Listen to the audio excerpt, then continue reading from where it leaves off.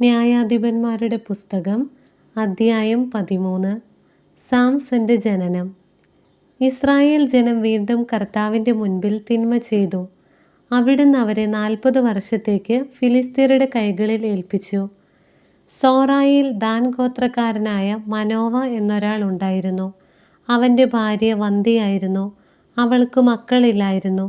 കർത്താവിൻ്റെ ദൂതൻ അവൾക്ക് പ്രത്യക്ഷപ്പെട്ട് പറഞ്ഞു, നീ വന്ധ്യയാണ്, നിനക്ക് മക്കളില്ല. നീ ഗർഭം ധരിച്ച് ഒരു പുത്രനെ പ്രസവിക്കും. അതുകൊണ്ട് നീ സൂക്ഷിക്കണം. വീഞ്ഞോ വീര്യമുള്ള പാനീയങ്ങളോ കുടിക്കരുത്. അശുദ്ധമായതൊന്നും ഭക്ഷിക്കുകയുമരുത്. നീ ഗർഭം ധരിച്ച് ഒരു പുത്രനെ പ്രസവിക്കും. അവൻ്റെ തലയിൽ ക്ഷൗരക്കത്തി തൊടരുത്. അവൻ ജനനം മുതൽ ദൈവത്തിന് നാസിർ വ്രതക്കാരനായിരിക്കും. അവൻ ഫിലിസ്ത്യരുടെ കയ്യിൽ നിന്ന് ഇസ്രായേലിനെ വിടുവിക്കാൻ ആരംഭിക്കും. അവൾ ഭർത്താവിനോട് പറഞ്ഞു, ഒരു ദൈവപുരുഷൻ എൻ്റെ അടുത്ത് വന്നു. അവൻ്റെ മുഖം ദൈവദൂതൻ്റേതുപോലെ പേടിപ്പെടുത്തുന്നതാണ്. എവിടെ നിന്ന് വരുന്നുവെന്ന് അവനോട് ഞാൻ ചോദിച്ചില്ല. അവൻ പേര് പറഞ്ഞതുമില്ല. അവൻ എന്നോട് പറഞ്ഞു, നീ ഗർഭം ധരിച്ച് ഒരു പുത്രനെ പ്രസവിക്കും. വീഞ്ഞോ വീര്യമുള്ള പാനീയങ്ങളോ കുടിക്കരുത്. അശുദ്ധമായതൊന്നും ഭക്ഷിക്കുകയുമരുത്. ബാലൻ ആജീവനാന്തം ദൈവത്തിന് നാസിർ വ്രതക്കാരനായിരിക്കും. മനോവ കർത്താവിനോട് പ്രാർത്ഥിച്ചു, കർത്താവേ, അങ്ങ് അയച്ച ദൈവപുരുഷൻ വീണ്ടും ഞങ്ങളുടെ അടുക്കൽ വന്ന് ജനിക്കാനിരിക്കുന്ന ശിശുവിന് വേണ്ടി ഞങ്ങൾ എന്താണ് ചെയ്യേണ്ടതെന്ന് അറിയിക്കാൻ ഇടയാക്കണമേ. മനോവയുടെ പ്രാർത്ഥന ദൈവം കേട്ടു. വയലിലായിരിക്കുമ്പോൾ ദൈവദൂതൻ വീണ്ടും സ്ത്രീയുടെ അടുത്ത് വന്നു. ഭർത്താവായ മനോവ അവളോട് കൂടെ ഉണ്ടായിരുന്നില്ല. അവൾ പെട്ടെന്ന് ഓടിച്ചെന്ന് ഭർത്താവിനോട് പറഞ്ഞു, എൻ്റെ അടുത്ത് കഴിഞ്ഞ ദിവസം വന്ന ആൾ വീണ്ടും പ്രത്യക്ഷപ്പെട്ടിരിക്കുന്നു. മനോവ എഴുന്നേറ്റ് ഭാര്യയുടെ പിന്നാലെ ചെന്ന് അവനോട് ചോദിച്ചു, ഇവളോട് സംസാരിച്ചവൻ നീയോ? അവൻ പറഞ്ഞു, ഞാൻ തന്നെ. അപ്പോൾ മനോവ ചോദിച്ചു, നിന്റെ വാക്കുകൾ നിറവേറുമ്പോൾ ബാലൻ്റെ ജീവിതചര്യ എങ്ങനെയായിരിക്കണം? അവൻ എന്താണ് ചെയ്യേണ്ടത്? കർത്താവിൻ്റെ ദൂതൻ മനോവയോട് പറഞ്ഞു, ഞാൻ സ്ത്രീയോട് പറഞ്ഞതെല്ലാം അവൾ പാലിക്കട്ടെ. മുന്തിരിയിൽ നിന്നുള്ളതൊന്നും അവൾ ഭക്ഷിക്കരുത്. വീഞ്ഞോ ലഹരി പദാർത്ഥമോ കുടിക്കരുത്. അശുദ്ധമായതൊന്നും തിന്നുകയുമരുത്.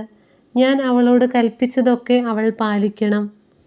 മനോവ കർത്താവിൻ്റെ ദൂതനോട് പറഞ്ഞു, ഞാൻ ഒരു ആട്ടിൻകുട്ടിയെ പാകം ചെയ്യുന്നതുവരെ നിൽക്കണമേ. കർത്താവിൻ്റെ ദൂതൻ പറഞ്ഞു, നീ പിടിച്ചു നിർത്തിയാലും നിന്റെ ഭക്ഷണം ഞാൻ കഴിക്കുകയില്ല. എന്നാൽ നീ പാകം ചെയ്യുന്നെങ്കിൽ അത് കർത്താവിന് ദഹനബലിയായി അർപ്പിക്കുക. കർത്താവിൻ്റെ ദൂതനാണ് അവനെന്ന് മനോവ അറിഞ്ഞിരുന്നില്ല. അവൻ കർത്താവിൻ്റെ ദൂതനോട്, നിന്റെ പേരെന്ത്? നീ പറഞ്ഞത് സംഭവിക്കുമ്പോൾ ഞങ്ങൾ നിന്നെ ബഹുമാനിക്കണമല്ലോ എന്ന് പറഞ്ഞു.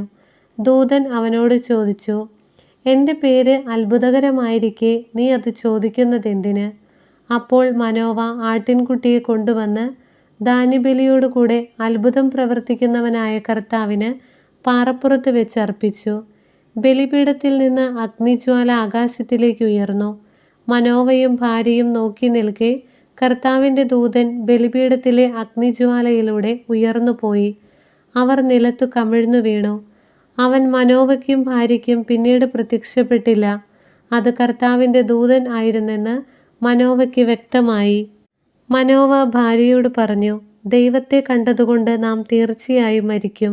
അവൾ പറഞ്ഞു, നമ്മെ കൊല്ലണമെന്ന് ഉദ്ദേശിച്ചിരുന്നെങ്കിൽ കർത്താവ് നമ്മുടെ കയ്യിൽ നിന്നു ദഹനബലിയും ധാന്യബലിയും സ്വീകരിക്കുകയോ ഇക്കാര്യങ്ങൾ കാണിച്ചു തരികയോ അറിയിക്കുകയോ ചെയ്യുമായിരുന്നില്ല. അവൾ ഒരു പുത്രനെ പ്രസവിച്ചു. സാംസൺ എന്നവനു പേരിട്ടു. കുട്ടി വളർന്നു. കർത്താവ് അവനെ അനുഗ്രഹിച്ചു.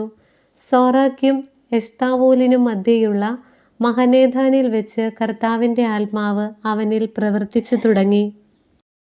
അദ്ധ്യായം 14. സാംസന്റെ വിവാഹം. സാംസൺ തിമ്നായിലേക്ക് പോയി. അവിടെ വെച്ച് ഒരു ഫിലിസ്ത്യ യുവതിയെ കണ്ടു. അവൻ തിരിച്ചു വന്ന് മാതാപിതാക്കന്മാരോട് പറഞ്ഞു, തിമ്നായിൽ ഞാൻ ഒരു ഫിലിസ്ത്യ യുവതിയെ കണ്ടുമുട്ടി. അവളെ എനിക്ക് വിവാഹം ചെയ്തു തരണം. അവർ പറഞ്ഞു, നിന്റെ ബന്ധുക്കളിലോ നമ്മുടെ ജനത്തിലോ സ്ത്രീകളില്ലാഞ്ഞിട്ടാണോ നീ അപരിച്ഛേദിതരായ ഫിലിസ്ത്യരുടെ ഇടയിൽ ഭാര്യയെ അന്വേഷിക്കുന്നത്? എന്നാൽ സാംസൺ പറഞ്ഞു, അവളെ എനിക്ക് തരുക. അവളെ എനിക്കിഷ്ടപ്പെട്ടു.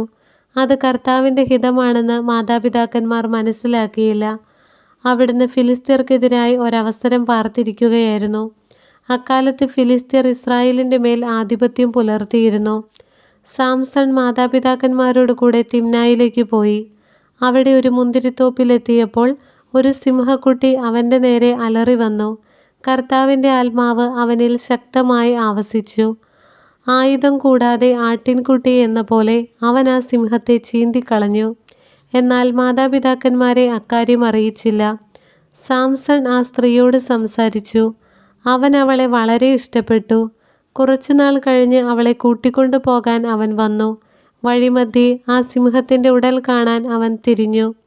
അതാ സിംഹത്തിൻ്റെ ശരീരത്തിൽ ഒരു തേൻകൂട്. അവൻ അത് അടർത്തിയെടുത്ത് ഭക്ഷിച്ചുകൊണ്ട് മാതാപിതാക്കളുടെ അടുത്തെത്തി അവർക്കും കൊടുത്തു. അവരും ഭക്ഷിച്ചു.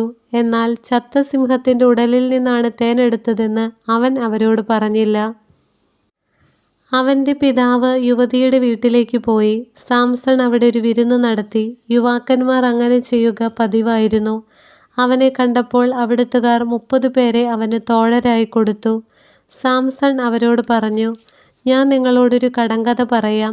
വിരുന്നിൻ്റെ 7 ദിവസത്തിനകം ഉത്തരം പറഞ്ഞാൽ ഓരോ ചണവസ്ത്രവും വിശേഷ വസ്ത്രവും തരാം.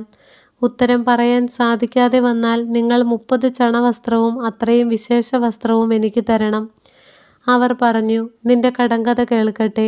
അവൻ പറഞ്ഞു, ഭോക്താവിൽ നിന്ന് ഭോജനവും മല്ലനിൽ നിന്ന് മാധുര്യവും പുറപ്പെട്ടു.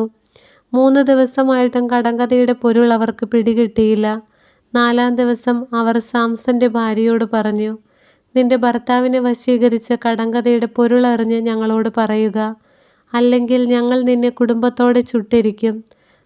ദരിദ്രരാക്കാനാണോ നിങ്ങൾ ഞങ്ങളെ ക്ഷണിച്ചു വരുത്തിയത്? സാംസന്റെ ഭാര്യ അവൻ്റെ മുമ്പിൽ കരഞ്ഞുകൊണ്ട് പറഞ്ഞു, നിനക്കെന്നോട് വെറുപ്പാണ്, എന്നെ സ്നേഹിക്കുന്നില്ല. എൻ്റെ ആളുകളോട് നീയൊരു കടങ്കഥ പറഞ്ഞിരിക്കുന്നു. എന്നാൽ അതെന്തെന്ന് എന്നോട് പറഞ്ഞില്ല. അവൻ പറഞ്ഞു, എൻ്റെ മാതാപിതാക്കന്മാരോട് പോലും ഞാനത് പറഞ്ഞിട്ടില്ല. പിന്നെ അത് നിന്നോട് പറയുമോ? വിരുന്ന് അവസാനിക്കുന്ന 7-ാം ദിവസം വരെ അവൾ കേണു ചോദിച്ചു. അവളുടെ നിർബന്ധം മൂലം അവൻ അവൾക്കത് വെളിപ്പെടുത്തി. അവൾ അത് തൻ്റെ ആളുകളോട് പറഞ്ഞു. 7-ാം ദിവസം സൂര്യാസ്തമയത്തിനു മുമ്പ് പട്ടണവാസികൾ വന്ന് അവനോട് പറഞ്ഞു, തേനിനേക്കാൾ മാധുര്യമുള്ളതെന്ത്? സിംഹത്തേക്കാൾ കരുത്തുള്ളതാര്? അപ്പോൾ അവൻ പറഞ്ഞു, എൻ്റെ പശുക്കിടാവിനെ കൊണ്ട് ഉഴുതില്ലായിരുന്നെങ്കിൽ കടങ്കഥയുടെ സാരം നിങ്ങൾ മനസ്സിലാക്കുകയില്ലായിരുന്നു. കർത്താവിൻ്റെ ആത്മാവ് അവൻ്റെ മേൽ ശക്തിയോടെ വന്നു. അഷ്കലോണിൽ ചെന്ന് പട്ടണത്തിലെ 30 പേരെ കൊന്ന് കൊള്ളയടിച്ച് കടങ്കഥയുടെ സാരം പറഞ്ഞവർക്ക് വിശേഷ വസ്ത്രങ്ങൾ കൊടുത്തു. കോപാക്രാന്തനായി അവൻ തൻ്റെ പിതാവിൻ്റെ ഭവനത്തിലേക്ക് പോയി. സാംസന്റെ ഭാര്യ അവൻ്റെ മണവാളത്തോഴൻ്റെ ഭാര്യയായി.